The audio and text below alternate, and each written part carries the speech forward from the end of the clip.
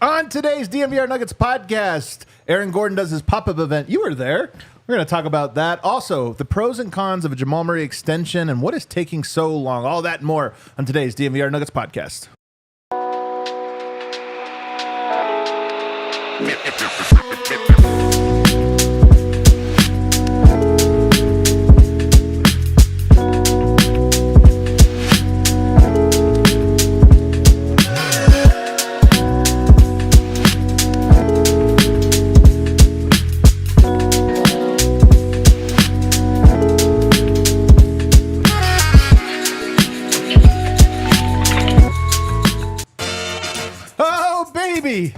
Feels so good to be back. What do you think, Mares? Should we do a show? We should do a show together, brother. A little two-man game. What is up, everybody? Welcome to the DNVR show. Get those air horns going, bringing you some energy on a Monday. We are in the Toyota Lounge, driven by your Front Range Toyota stores. Toyota, the official vehicle of DNVR. Took my Toyota up to the mountains over the weekend, went to the cabin. Very DNVR view. The cabin. Yeah. Wow, what a treat. Breckenridge, where I had a Breck brew. Can't wait for my next cabin invite. I know, man. I was the first time I've been in like a year. Oh, man. I got this set up. For people that don't know, a coworker of my wife, it's their in-laws' parents' cabin. $1 million cabin, multi-million-dollar cabin. Unbelievable cabin up in Breckenridge. We get to go up like twice a year, 2 or 3 times a year. It's like Spaceballs. It's like my uncle's friend's dog walker has this cabin. That's really, that's a night. Your life is kind of a collage of like really lucky breaks. It's so true. It's 100%. Yeah. And you know what? People are homies, man. In fact, I've never said this before on the show, but if anyone wants a cabin to lend to the DNVR Nuggets crew, Kel, you'd go to the cabin, right? Oh, I would go to the cabin. Kel's definitely, he's the only one that skis. Like he would actually use the cabin. Someone properly. gave us a bar, so just throw That's true. Might as well keep throwing these things out there. Dream big. If you want us to go hang out at your cabin for a weekend or maybe do shows up there, we will do it. Today's show is going to be a great one. We got a lot of headlines from over the weekend. You know, when you're away from the show, as I was the last few days, there's all these things you want to talk about, and you have to like bottle them up. I'm gonna unload those. We also launched a new market today, DLLS. That's right. Where is that? That's in Dallas. Dallas. That's awesome, man. Big market, big timers joining the network as well, man. Also another enemy. I know. Well timed with the Luka thing. I was thinking about that. It's kind of annoying, actually, how we keep doing this. Yeah. So also, we have to have a better show than them now. Yeah, which is annoying because they got some good people, but we'll just have to step it up. And of course, we're going to talk about the Jamal Murray extension. I do have some things maybe to share a little, my expectation and all this time frame and different things that we'll talk about later on in segment 2. But first, our top headline. You went to a pop-up event hosted by one Aaron Gordon. I know you guys talked about this on Friday's show because I watch when I'm not on. Hey. But you actually went, you and super producer Kale, and it sounds like you had a pretty good time. Man, I had a good time. Kale had a good time. I think everyone that went had a good time. And shout out to Aaron Gordon for putting on a really cool event. I could try to describe it a bit here. Yeah. I can do one better than that. Really? Yeah, I can show you. Do you guys want to take a look? I do. I have not seen this. Hey, I'm Brendan Vogt outside the pop-up for Aaron Gordon's new G95 cologne. DNVR sent me to find out what it smells like. The problem is, I have a terrible sense of smell. So we are going to ask some strangers. This is the fan vote.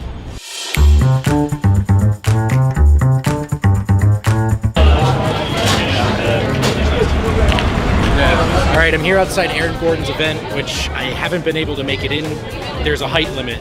But Andreas and Ben did get inside. They were able to kind of get a sense of the cologne, the smell. And I want your guys' best guesses. What do we think Aaron Gordon's cologne has hints of? Cinnamon, maybe? All right, cinnamon. Like some kind of, like sing with him, cinnamon.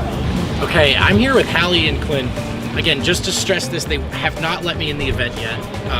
There is a height limit. My face is also on the wall. There are posters. Hallie and Clint got in. Hallie, are these clothes from Aaron Gordon's closet?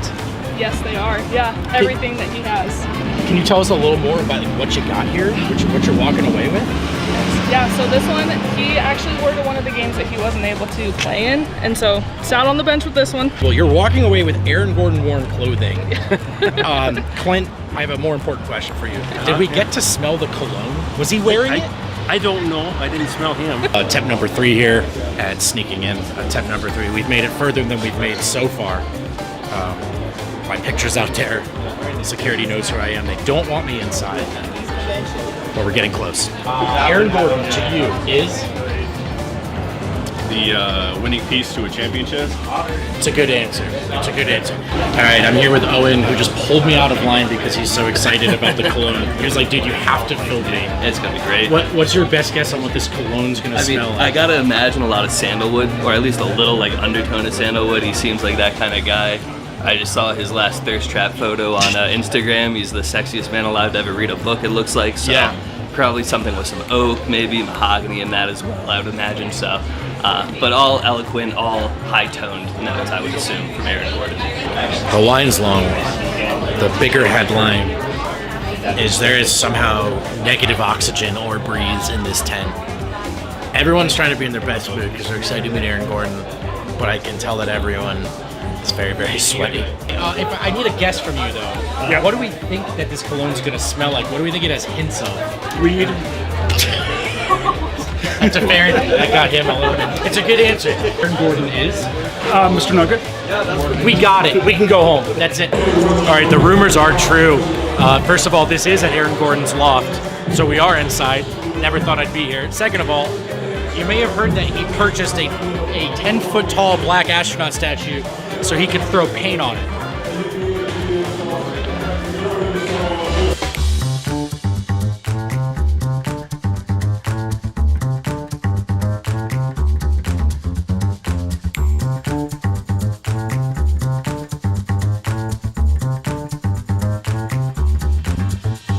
Okay, so we're here in what I assume is Aaron Gordon's game room. I'm only saying that because of all the actual full-size arcade games in here. And I can't explain it, but yeah, there would be a motorcycle in the middle. Sure. All right, moment of truth. They let us in. We found the cologne. Let's see what this smells like.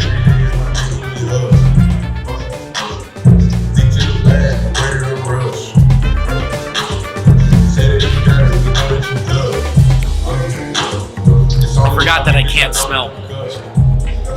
Citrusy? Citrus, I'm gonna say some kind of wood. Yeah, like cedar. Cedar. And if I think I can, is that Landry Shaman's soul? Do you smell it? It is, it's Landry Shaman's soul. That lingers, if it's true. Oh, yeah. That's been gone for long. No, Aaron still has it. It's in a bottle upstairs.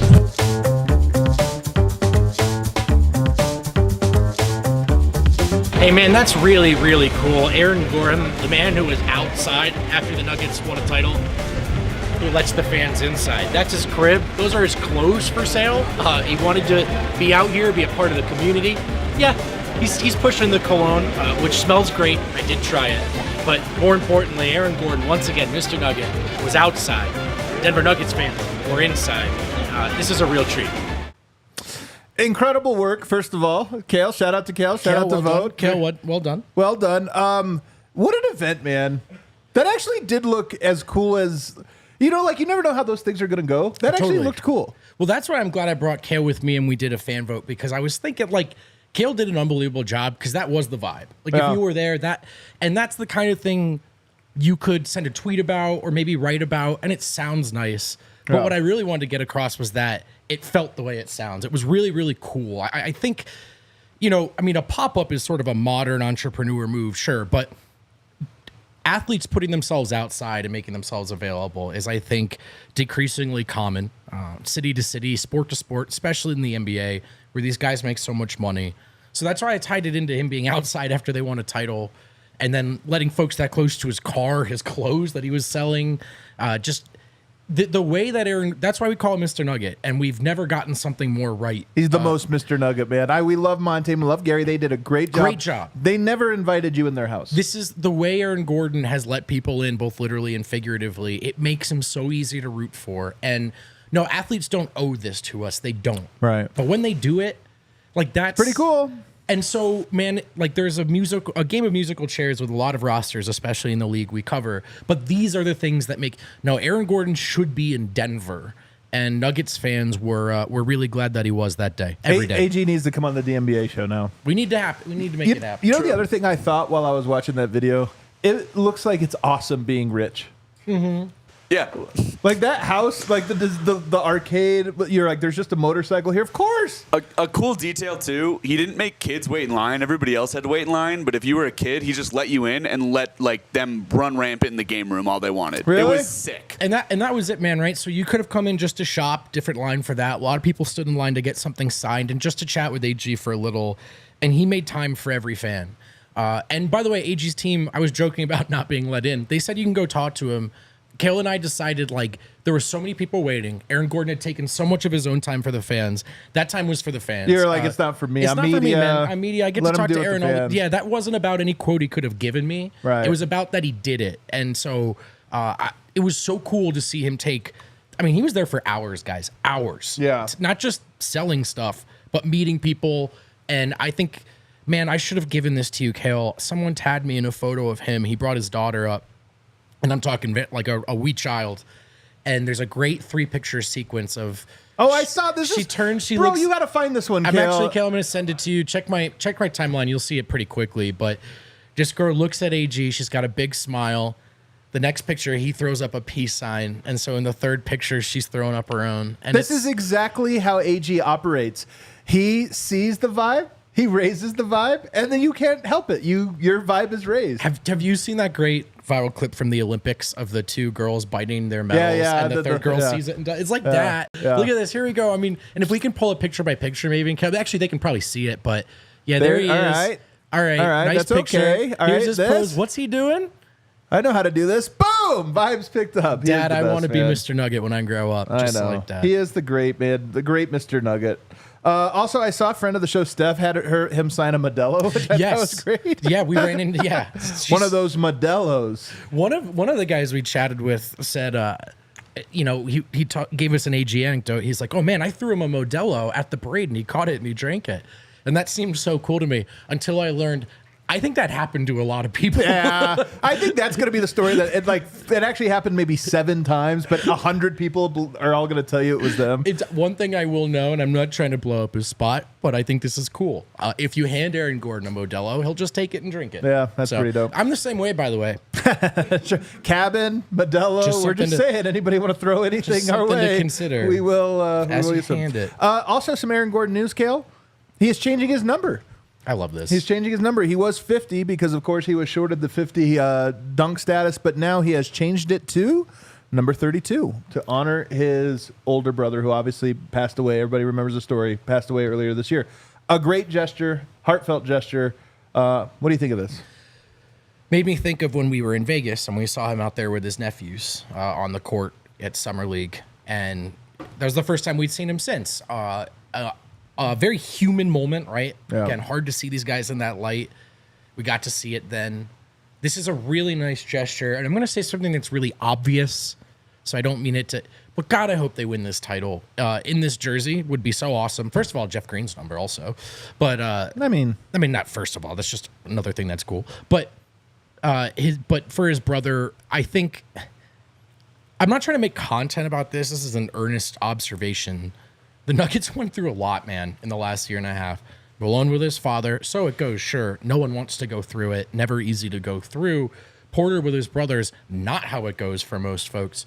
And, of course, Aaron Gordon with his brother, and it's very tragic. And it would be really, really cool, man, obviously, for them to get another one for 100 different reasons, but 101 now would be Aaron Gordon doing it in this jersey. I just think it's a really nice gesture. Other players to have worn that, you mentioned Jeff Green, Noah Vonleh, Ronaldo Balkman, Julius Hodge, Ryan Bowen, Chris Gatling, and that's about all that I really know. So he's going to be by far the most iconic number 32 in Denver Nuggets history, which I feel is fitting. A couple other Jokic notes here for block 1. Actually, let's do a couple quick ones here. Jokic, coming off an Olympic bronze medal, did something we haven't really seen him do a lot of. He bought a Rolex for everybody on the roster, all 11 guys. What does it say there? $400,000 he spent? Yeah, they're valued at $32,500 each. So about $400,000 he spent on watches for the Serbian national team. That's wild, man. That's a lot of money in a watch. It's also like a tax payment on his next contract, you know? It's like, he's fine. But that's... I mean, he is fine, but still. No, it's unbelievable. It's such a cool gesture. And you know what I love is how it's going to open the floodgates for people to suggest that he does not like his Denver teammates as much as his Serbian ones. You see the worst, man. Especially social media really drags you down. No, I'm just kidding. You took that to the dark. It's I really like, did, you don't right find away. his teammates a thing? Brrr. Well, he has so much money. I would too. Also, by the way, another thing, you can buy me a Rolex as well. That's actually another thing you can add to the list. Just to consider. No, this is genuinely really awesome. Yeah. I really think that's cool. It's like a quarterback doing it with his lineman. Yeah, And it really is. But listen, man, people made fun of this point from Chuck Klosterman on the BS pod that like one of the things people like about the Olympics is that the people who get second and third seem really happy. Dude, 100%. I've been thinking about it a lot. I think I don't know if he's right about that's why people watch it, but it was awesome. Like that part to me. Oh yeah, he's wrong though. I don't think that. That seemed a bit far fetched, but that there's a thread to pull on there. Like to me, the way that bronze medal did mean something to Serbia, even though that they couldn't do the seemingly impossible. Like, man, that's really dope. And shout out to Jokic for doing that. And you should buy. Do you me think one. he'll do? I was gonna say, do you think he'll do that for the media? He's like, you know what? Rolexes for the media. Yeah, I bought You guys have been covering me all these years. I got you all ring pops. Here you go. I'll take a ring pop. I would love one. All right, let's take a quick break. On the other side, I want to get into the Jamal Murray extension debate. Why hasn't it happened? And what are the pros? What are the cons? We're going to talk about that here in Block 2. Ready, Nope. Set, Go. UC Health is launching its Ready, Set, Go challenge/initiative, and they got our help. That's one thing. They also got Coach Prime's help. Well, that's a whole nother thing. Prime is their chief motivation officer of the Ready, Set, Go challenge. The goal of the challenge is to get Colorado back to its rightful place as the healthiest state. Should be easy out here. As you guys know, the great outdoors is your backyard. But also a part of that challenge is nutrition. Enter Nutrition Prime to set the tone and get you thinking about choices, little choices, how and what you eat. It's all about balance in the belly, man. You don't have to be on a life-changing, wildly restrictive diet to make some changes. It's balance. It's little decisions. They add up. So listen, man, get outside. Think carefully about what you eat because you get one body, one life. Treat it right, man. Colorado, we should be on top of the healthiest state conversation. If you want to join UC Health's Ready, Set, Go challenge, click the link in the show notes or go to uchealth.org/ready, set, go. And if you want to be extra Colorado, like my boss and friend Adam Matas was here recently, take your Toyota up to the mountains. Oh. Maybe that's a truck. I don't know. Man, they have some great trucks. Man, they're part of Toyota's DNA. It's been that way for a long time. And in Colorado, folks could be hauling stuff for work. They could just be conquering off-road trails for fun. Maybe, Adam, they want a nice smooth ride in the city of Denver or a good balance. Shoot, they might even want low and zero emission vehicles. There is nothing better than having a car you love driving around the city, but then you go up to the mountains. Also, a mountain car is perfect. I know friends like this where they have a car, they drive around the city, and then they want to go to the mountains. Like, I don't know if my car will make it. I don't know. And you're like, come on, dude, where do you live? Once you hit that balance, you're living large. You're living Colorado, really. Yeah. And that's why we love Toyota. Visit your Front Range Toyota stores at a location near you. AutoNation Toyota, Arapahoe and Centennial, Corwin Toyota in Boulder, Groove Toyota in Littleton, Mountain States Toyota in Denver, Stevenson Toyota East in Aurora, and Stevenson Toyota West in Lakewood. Toyota is a proud partner of the Denver Nuggets and the official vehicle of DNVR. All right, back here, segment 2. Throw us a like if you're watching. If you're new to the show, hit that subscribe button. We do this 5 times a week, Monday through Friday. Camp, not that far away. Actually, you know what? We're only 5 days away from being in the month of camp. That seems a little messed up. Because it's like September 30th. Yeah, it's the last day. So okay. All right. So technically, all right, we're almost scared there. Me a little bit, dude. Nonetheless, this is the best time of year. I'm telling you, the leaves are turning. The mountain is cool. I was up, like I said, in the mountains yesterday. Had to throw on a flannel, Kale. Oh, that's the best. It felt amazing. I'm gonna be in the mountains this weekend. I'm packing long sleeve shirts, and I'm so excited. It's the best. It's coming. It's not that far away, and I cannot wait for it. But I want to talk about this Jamal Murray thing because we all know Jamal Murray is extension eligible. He has $208 million, is the max that Denver can offer him, and we all expect that to happen. Calvin Booth referenced it when interviewed during Summer League, said, hey, there's an extension here. Why hasn't it been done? And he said, look, it's going to be a very quick negotiation. Very quick negotiation. When he gets back from Paris, this is when we'll do it. Well, we've seen that he's been in town. He's been in photos, playing with guys, playing pickup. We've seen those photos. We know he's been around for a while, and yet there has not been an extension announcement just yet. So first of all, I know we've kind of referenced this, but now that it's been a little while, what is your feeling? What do you feel about this scenario? Do you feel like it's concerning? What I feel is that it's kind of interesting to reflect and realize how little of this we've even approached in the Jokic, Murray, Malone tenure. You're 100% right. And it's been a organizational principle to just not let things get here. If we got a guy we like, they get the money, no questions asked, right? Yeah. So to speak, and also even quite literally, I would imagine. So this is different. I'm not saying it's reached a boiling point and it's not going to happen, but the fact that even you and I could or have had to just acknowledge it on this show, we haven't done much of that. Right. There's a bottom line to this.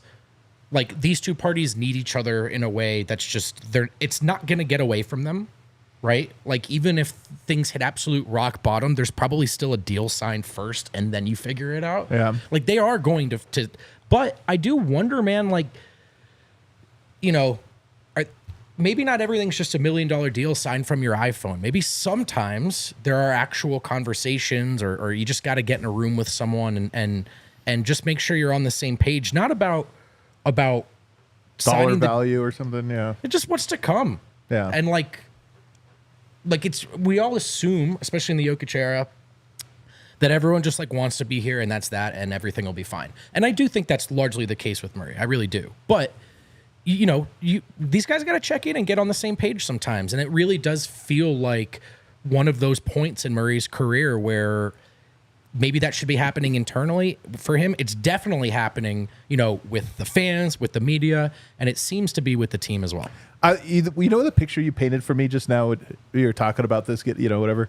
It reminds me of the scene in Pulp Fiction, one of the GOAT movies, where he's telling him about the watch. Before he gives it to him, he has to give the full speech. This watch. Yeah, exactly. Yeah. One place I hit it with my ass.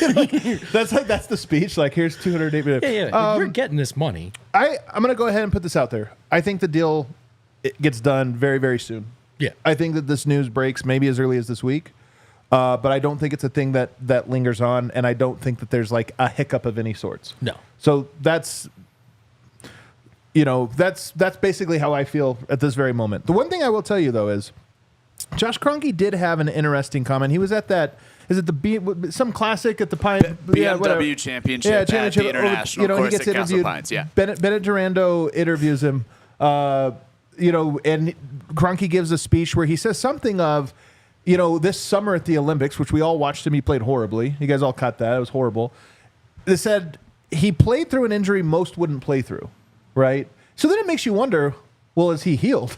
Like, does part of this have anything to do with, well, we want to see how this breaks. You've been dealing with an injury. Is it the same injury, by the way, that happened in March when he comes out of the All-Star break, has like 13 games or something, he's playing awesome, and then gets hurt and misses a stint? Is it that same injury?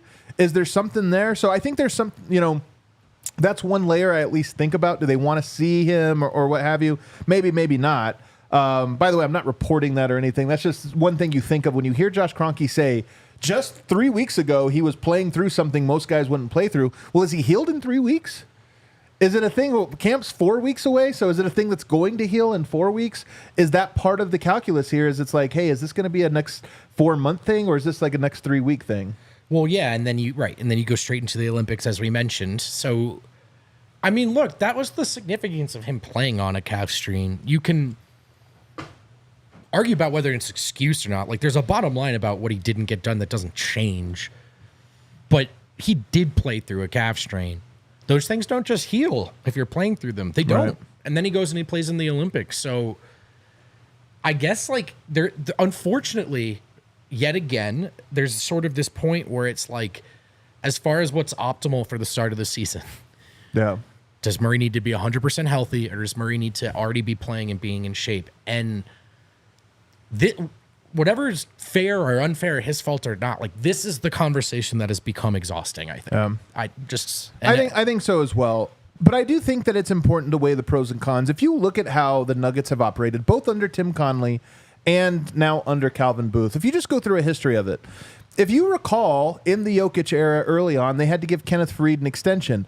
And it wasn't a lock that Kenneth Faried should hang around. At that time, Denver was clearly hitting the reset button. Kenneth Faried was sort of like coming off of peak value and actually maybe a little on the downside. And Denver gave him a big deal that surprised a lot of people in the number. For one, it was illegally big. It was such a big deal. Yeah, they had to it's a big part they of had it. to bring it back down. Will Barton, I remember, got a big extension. You know, his first one was small, his second one was kind of big, and people were surprised by that.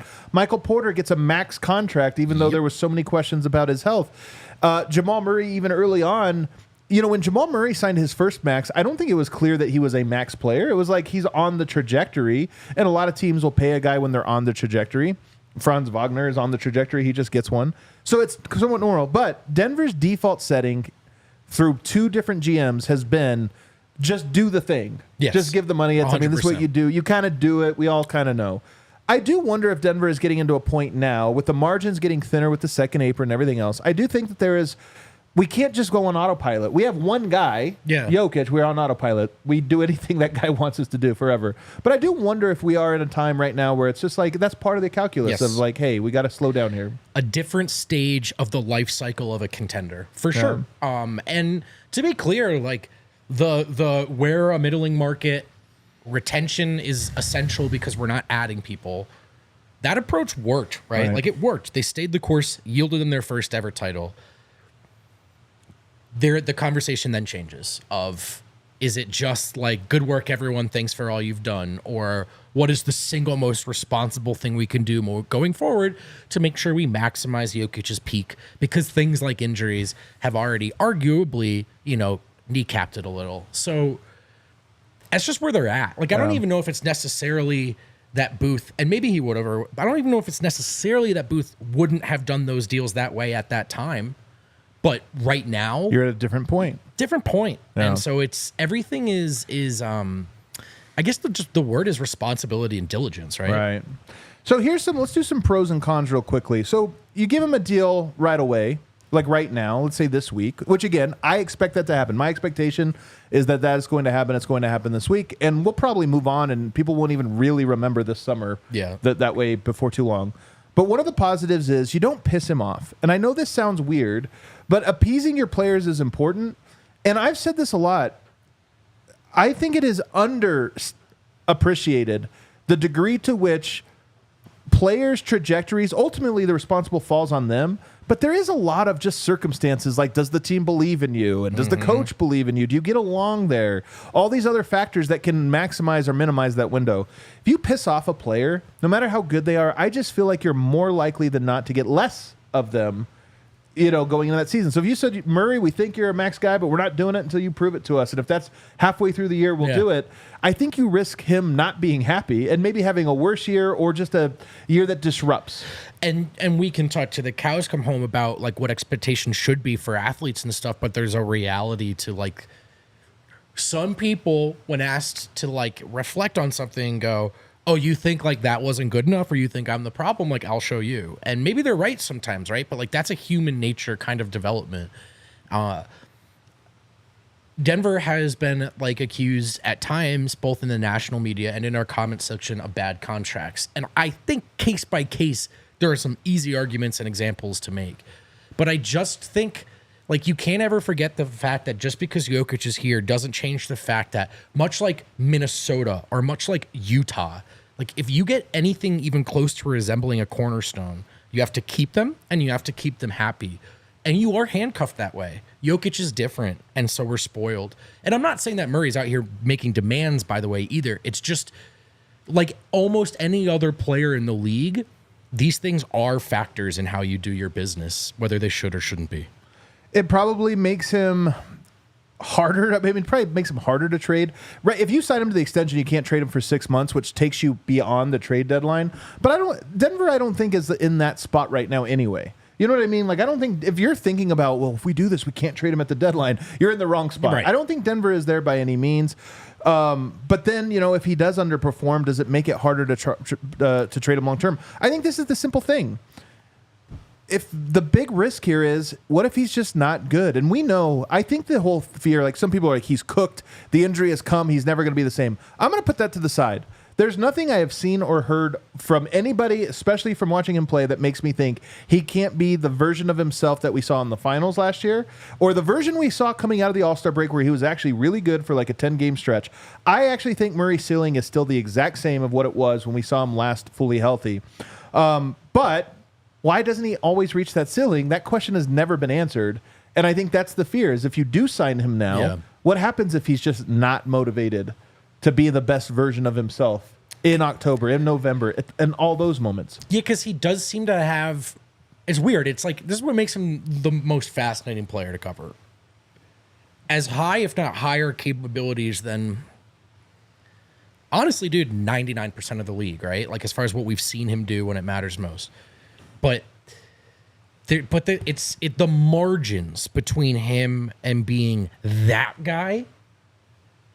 and like something with a lot of middle ground between, they're so thin. Like, there are just guys that are like that maybe don't peak as high as they do, but they live in this place. And for Murray, it's like, well, if he's not in peak shape, like, he drops down a tier. And yes, and the margins are just kind of thin. So yeah, man, like, you want to feel really confident that this is a good decision and not just a decision you had to make. It's a lot of money, but we also can't lose sight of this. Like, this is a decision they have to make. Like, they have to give Jamal this contract. They will. Right. But, and then it'll be up to Jamal, as it has been all summer. Yeah. Ultimately, I think this is a deal that Denver probably has to get done. I think the concerns we've all had about Jamal Murray for the last 5 months or whatever it's been, I mean, because his injury happened 5 months ago, in mid-March. All the concerns we've had will wash away when and if Murray shows up healthy, engaged, and ready to lead this team the way that they deserve to be led by him. Yeah. When he does that, it's like, oh, yeah, he's clearly the guy. And honestly, the further we get into the offseason, the further away we get from the emotional part of it, the more I just feel confident that's going to happen. It doesn't mean I think Murray is going to, like, check every box and correct every flaw or shortcoming he has as a player.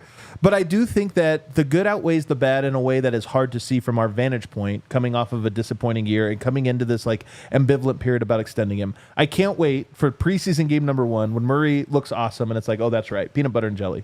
Totally. So I think the pros far outweigh the cons. All right, let's take a break. On the other side, some more headlines, including one player who was certain to be the face of the NBA keeps kind of making enemies. Do you know which player I'm talking about? I think I do, actually. And I'm going to talk about it. Somebody that was beloved that I kind of hate now. I knew this was coming. And the turn was a lock.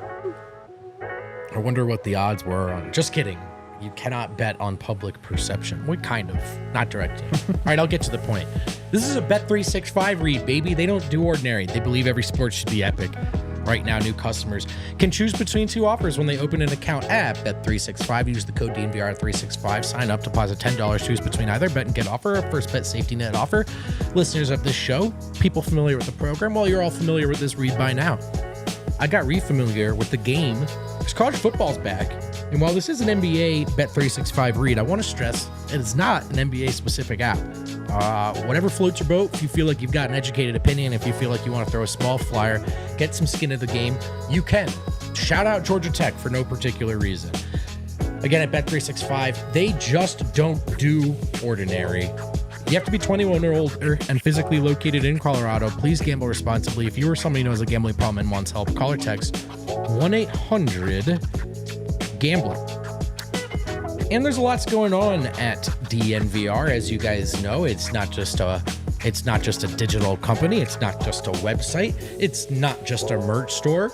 There's a bar, and it's not just a bar. We host all kinds of events too. We try to keep you busy here. Bar whips, man. You see the Rapids crowd over the weekend? The Rapids were in that semifinal. Big Rapids crowd. Shout out the Pids for grabbing 3rd place and qualifying, by the way. Shout out DNVR Rapids for putting those events together. Shout out DNVR Broncos. Tailgate season is right around the corner. Oh, baby. I'm going to be there. The Steelers game, the tailgate. That's come big see time. Me. Excitement's back in the air, man, for the Broncos.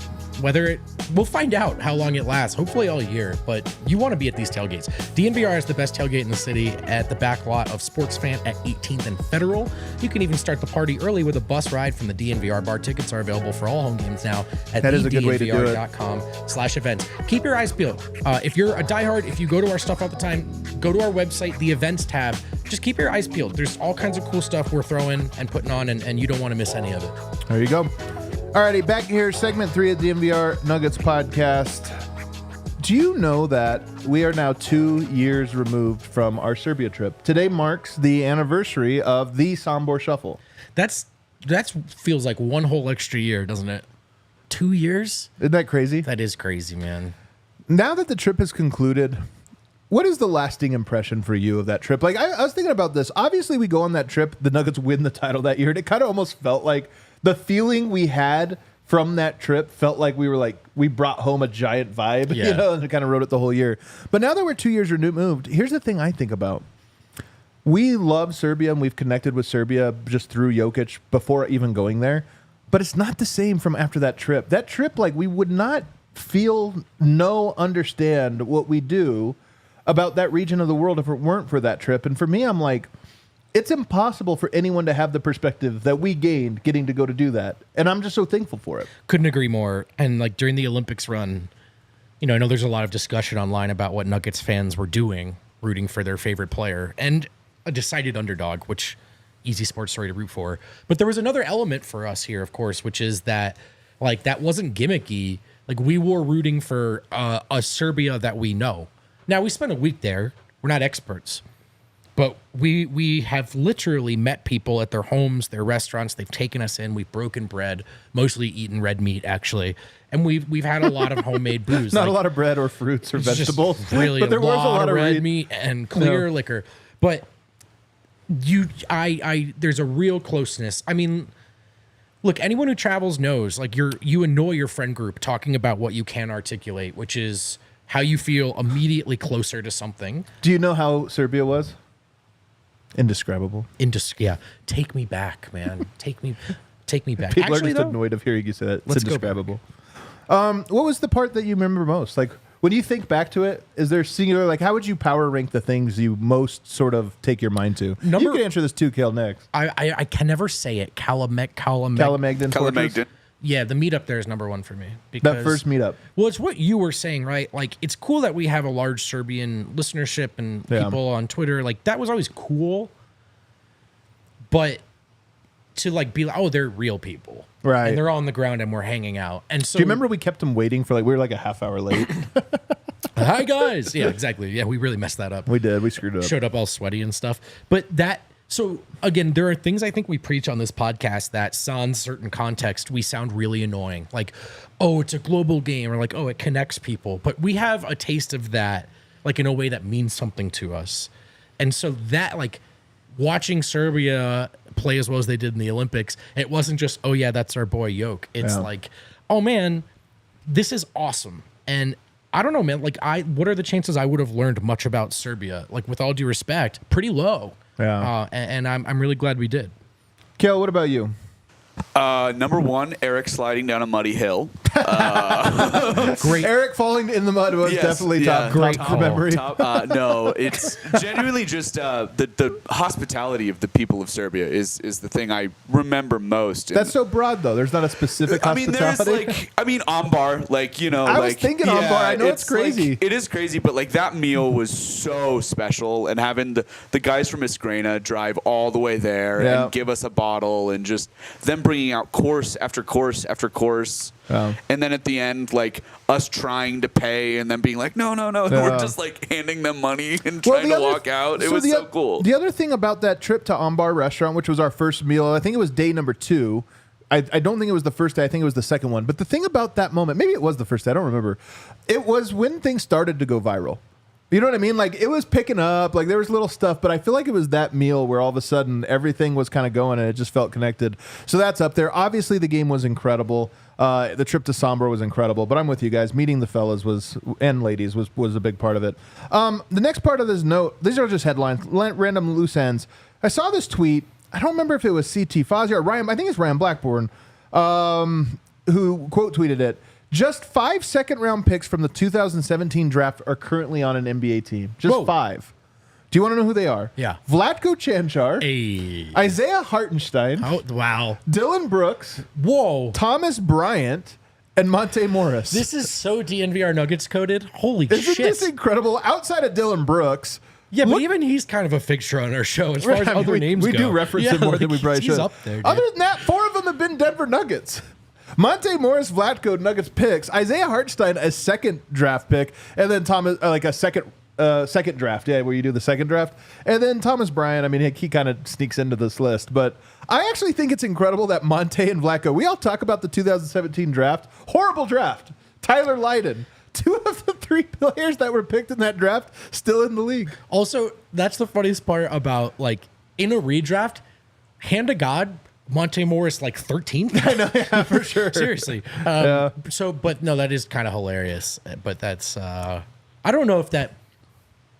Is this like does this reflect poorly on Denver in any way? I think it's I think it's positive. That's how you find talent, you know? And keep them around. You keep them around. This is my favorite story that's going right now. Anthony Edwards is turning himself into a villain.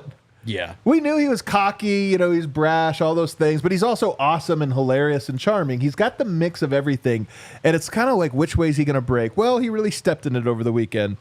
He has this quote talking about Michael Jordan's era, and he says, they say it was tougher back then than it is now, but I don't think anybody had skill back then. Michael Jordan was the only one that really had skill. I'm telling you, man, one of the most fascinating things for me personally is to watch Jordan become Wilt. Wilt, to me, I never saw. I never really talked to anybody that knew him. He's just this myth. But Jordan, to me, was like, I'm a little older than you guys, not that much older. This is a good take.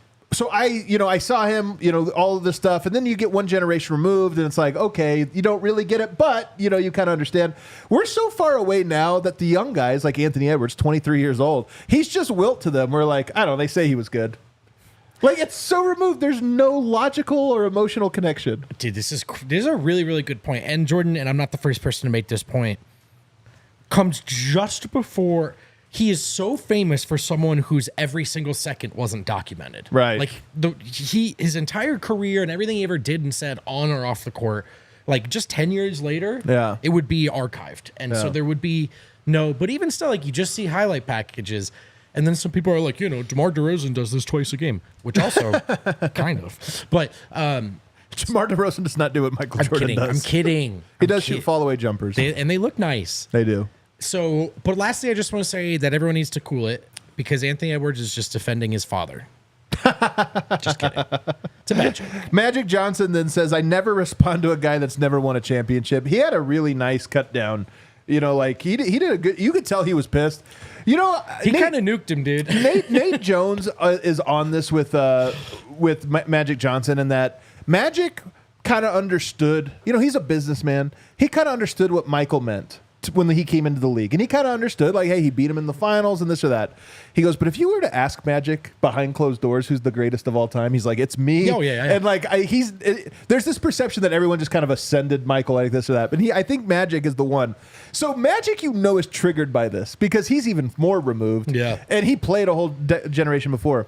So I think that this is an interesting one because Ant is so charismatic, but this is an offensive take. Well, you know what it is. Everyone loves when you first come on the scene. Oh yeah. And what are you? What are you that everyone loves? Or I don't know what you're fishing for. It's tough. Yourself. Honest. Oh, that's right. He keeps it real. Yeah. And you know what? He does keep it real. Yeah. You know what the thing is about people who keep it real? Keeping it real can go wrong. Sometimes put it back in a box, brother. Sometimes that one is a little too real. Yeah. And I think Anthony Edwards might not know the difference. Now, he was probably speaking on much more general terms. Like, I'm sure if someone was like, do you think Magic Johnson is skilled? He'd be like, yeah. But still, all the same. I don't know. I think he'd be like, kind of.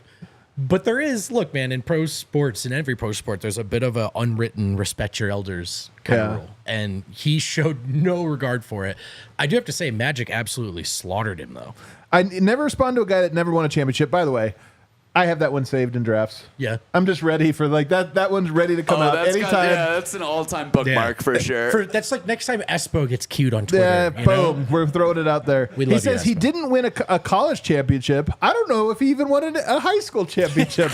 I love it. He's just like, this guy won anything? And you want to know something? True. Yeah. This is the thing about it. Like, so Anthony Edwards is now in the polarizing moment. You are right. He is keeping it real, but keeping it real goes wrong. I have one more Anthony Edwards take. Let me hear it. Remember how we were all excited? Like, this guy loves to hoop. This guy's not going to change teams. He's going to save the All-Star game. Right. She went to the World Cup, right? Not the Olympics, the World Cup. They came up short. Did you see remember what that? Someone asked him if he would do another World Cup? Did you see Said what he absolutely not. Hell no. Hell no. I don't know, man. Kind of feel like you have something to prove on that stage. Let's go. Just saying. Lure him into it, man. No, I'm just saying. I thought you were the guy that would say hell yes, but it's not the first time history, we were wrong collectively. It's so, hey, man, and this is the thing. How many guys have been named the next guy? Like, we've all gotten away from Zion being the next guy, but he was named of like near can't miss, right? I mean, people were worried about injuries, but he was a guy that at a moment in time was a can't miss guy. Even Luka, and Eileen, Luka has lived up to it. It's hard to win a title. He hasn't done it yet. But even Luka, it's kind of like, oh, he's going to. Luka's at the point now where it's like the window's not that long. It's pretty long. It's pretty long. And he probably will. But you are like, he's had a couple shots at it, a couple shots a night. We'll see. It's not like you get an infinite amount. It's still really young, but here's the thing. When you start punching up like that, and sometimes the legends are like, I don't have to wait till you're 28 to point out that you haven't won yet. Oh, totally. When you're older, you can talk to me. All I'm saying is this is similar to the Jaw situation with me, where everybody had anointed Jaw as the next thing, and then the "We Good in the West" quote happened, and he hasn't done anything since. It's a Immediately. It's a "We Good in the great West" is an callback. all-time pivot point where it's like that was the last good feeling. Anthony Davis even has a little bit of this, and Anthony Davis does have a title. Did happen at Disney World. The only title to ever happen at Disney World. Not taking anything away from it. It's a real title. Well, no, many have been celebrated there, Adam. But I will say that there was a level when Anthony Davis came into the league, it was like, well, this guy's a monster. Is he better than Tim Duncan? Remember that was a real conversation we had like 4 years ago? Yeah. Is he better than Tim Duncan? Is it possible his only title came in Disney World? He never gets another one? Like, this is the point. And so Anthony Edwards, he is at that point where it's like, man, I think that guy's good enough to be the best player on a championship team. I think so. But it's not a given. And you know what? You talk like that, you better get one. If he's talking like that and he had won one by now, it's like this guy. But listen, man. Also, he has it more impressive. We always rag on Joel Embiid. He only made it to the second round, get to the conference finals. Well, he made it to the conference finals. Didn't go that great. No. Pretty quick series. No. He's actually quite a ways away. I think 7 wins away from having a title. Like, he got a lot more to climb there. He has shown everything people have said he's shown, like in terms of flashes of. There is no doubt. But there's a fun little slow your roll bit. Vince Carter had flashes. And I think he's hitting it a bit now. Tracy McGrady had flashes. There's just a lot of guys had flashes. Now, this could just drive him forward, right? Like if he's who he says he is and everything. Like little reality check for Magic. Like, I'm anti. I've turned. Why I not? liked Wait, I'm anti now. Hang on. They just knocked the Nuggets out of the playoffs. Yeah. We can go full anti. They're division rivals. Yeah. We don't have to. We don't have to like them. But I'm telling you, it wasn't fully that way until even beating Denver. I'm like, you know what? This guy has the stuff. Now, enemy. Speaking of enemies, we've made a new one today. Today, ALLCITY, which started as DNVR and eventually was like, you know what? This would be cool in other cities. This is pretty cool. We should give it to others. That's what happened. First, we gave it to Phoenix. Huge regret. You're welcome. Then we gave it to Chicago. Seems cool. For some reason, Philly, and now Dallas. DLLS. In all sincerity, guys, I say this all the time. What we do is really hard. There's nothing funnier to me than the critiques. You'll get mostly on like Reddit or Twitter are the two places where everyone has an opinion about what kind of job you're doing. But the truth is, what you see is like 3% of what actually goes into it. So much of what goes into making anything survive is like all the stuff behind the scenes. So when you get a group like Dallas, we're about to talk some shit. But I mean this before we talk shit. Love those guys. Incredible group of guys and gals. And they all are buying into an enormous amount of work, an enormous amount of struggle and pain, and just to do something that they believe is good and worthy. So we welcome DLLS into the network and into the world. This is like when someone really kind of buys into your vision and makes themselves a part of your chosen family, you haze them naturally. You haze the shit out of them. That's right. So let's do it. First of all, let's just talk about Dallas. What do you feel about Dallas when you hear Dallas? Dallas Cowboys, and I hate it. So, because this is my jersey talking. Oh, yeah. Now. This is your Giants fandom. I'm a Giants fan. No one wants to hear this, so I'll be brief. But Giants. I like the Cowboys are one of my inner circle. I love when they lose. Really? Oh, my God. I love when they lose. Thankfully. America's team, which is just great branding. They're the Lakers. The Cowboys are the Lakers of the NFL. They really truly are, actually. Which makes them the Lakers of the world since football is enormous. Yeah, I mean, like, the Cowboys could be 3 games above 500. They're Block A in Sports Center. They could be 500. They're Block A in Sports Center. And I hated it for a long time. But, if it helps us make money in the long run, I can get behind it. I also hope that the Cowboys become the Lakers for real, and that the Cowboys haven't won in 30 years. Yeah, I hope the Lakers go on a 30-year drought. That'd be great. I think great. I've only got 30 years of life left. That would pretty much take me to the end happily. What about Dallas athletes? Is there anybody you really hate? Yeah, I've hated most Cowboys that have come and gone. Really? Yeah. Mavs, I have always had, I like the Mavs, right? Whatever. Yeah, they don't it's about rub to me the change, wrong probably. way. Well, no, because the Luka Jokic conversation Yeah. already got annoying. Yeah. And I was thinking about the great timing of how we launched Philly right in the middle of Embiid Jokic. And luckily, Dallas is here just in time for us to hate each other. So that's It good. really is us opening them at the perfect time where I'm like, I don't hate Dallas, but I'll bet you I do by the end of this season. I just bet I hate him. Deshaun Stevenson, I never liked. He was kind of... Oh, yeah, that's one. I don't like him. There's not a lot of Mavs. You're right, though. As you go through the list, there's not that many guys you really hate. No, I'll give you one, though. Deion Sanders. Oh. First of all, dude. Is that okay, Kel? No, in Can all I say that? seriousness, no, if you're going to make the joke, show some respect. It's prime. No, well, that's Jake's time ears are Deion. wiggling. That's all I'm saying. There's no way Jake's watching this episode. All jokes aside, well, you never know, dude. Where do you fall on His that, by the ears way? pop up. Are you Buffs? Are Don't you make me Buffs do this. Rams? We're Are live you? on the internet right now. So I will say the Everybody has to. I'll tell you this. I never cared before. I went to Colorado College. here's what I know. That he is UC Health's chief motivation officer. Kel, can you pull up J.K. Walrus's comment there? I loved that. Me Dirk too, man. championship I really did. I actually think spiritually, this is our title kin. Yeah, it's our closest. It's so one. true. So I've always liked that. I just don't want Luka to get one. Although I saw Voya the other day say that Dirk's run was better than Jokic's run, and I was like, dude, what the hell, man? Freaking They're actually Voya. very, very similar. I know. They're actually extremely. He similar. needs to go back and watch Jokic's run. What the hell's wrong with Voya? Voya's got a little Eeyore in him. We love you, Voya. We love you, Voya. Let's now rank ALLCITY markets. Sure, what could go from wrong? Best to worst. Actually, should we do from worst to best?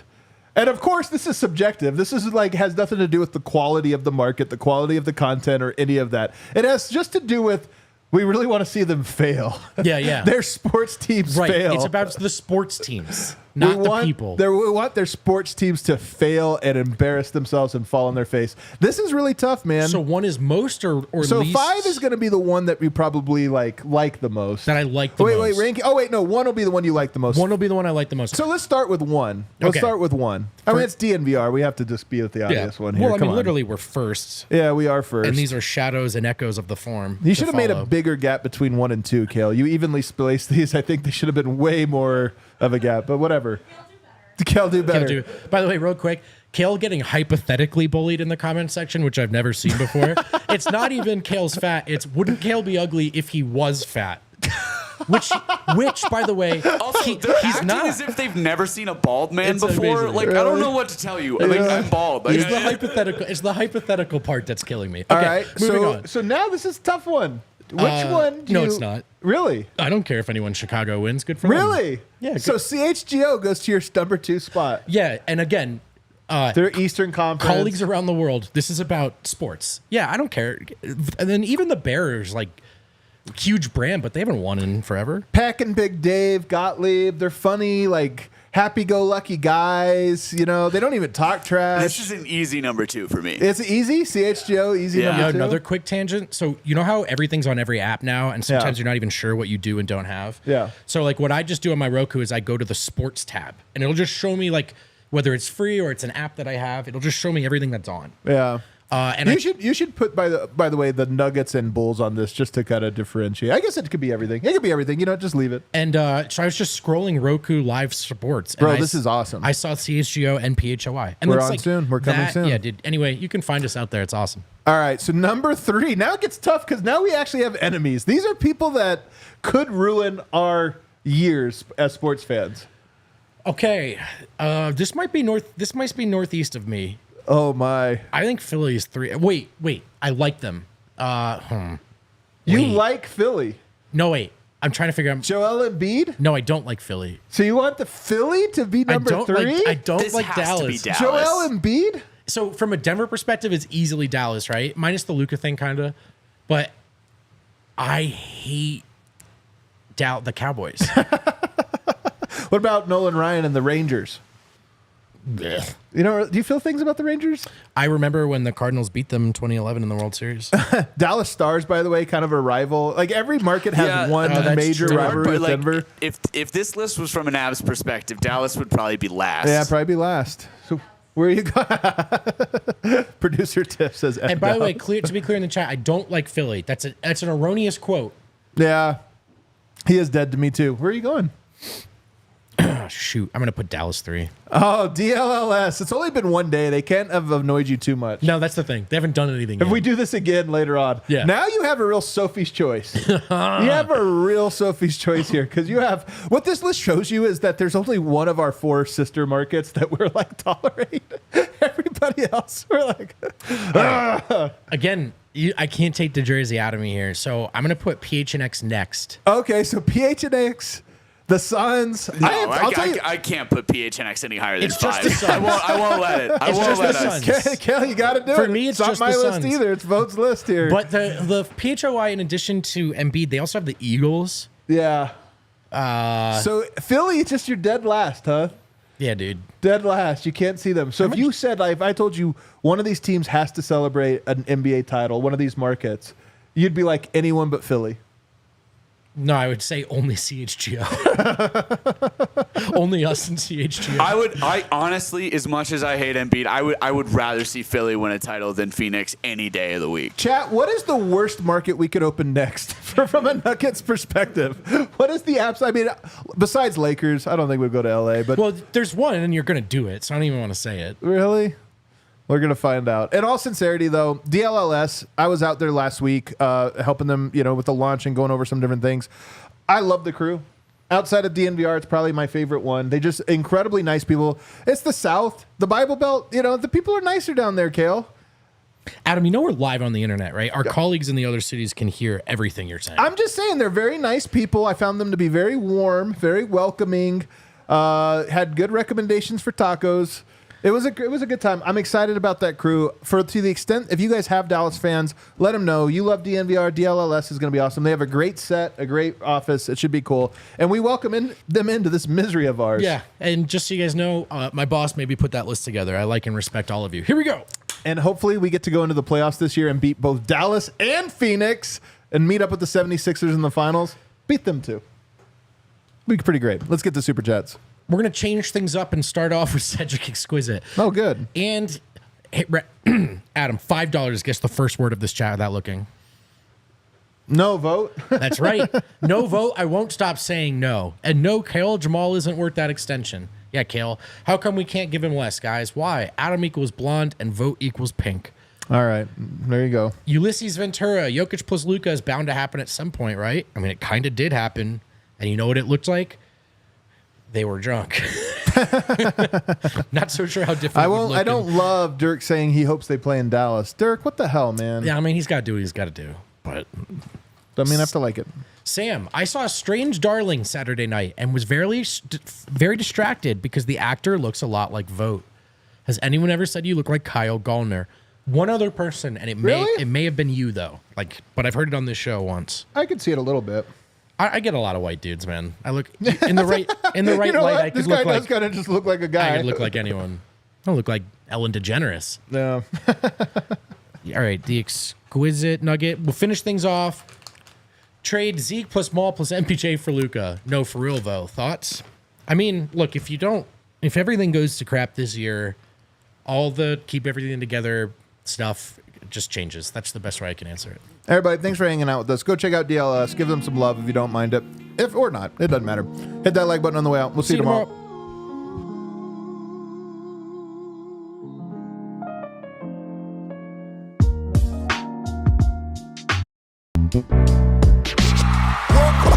We all silly like the mayor.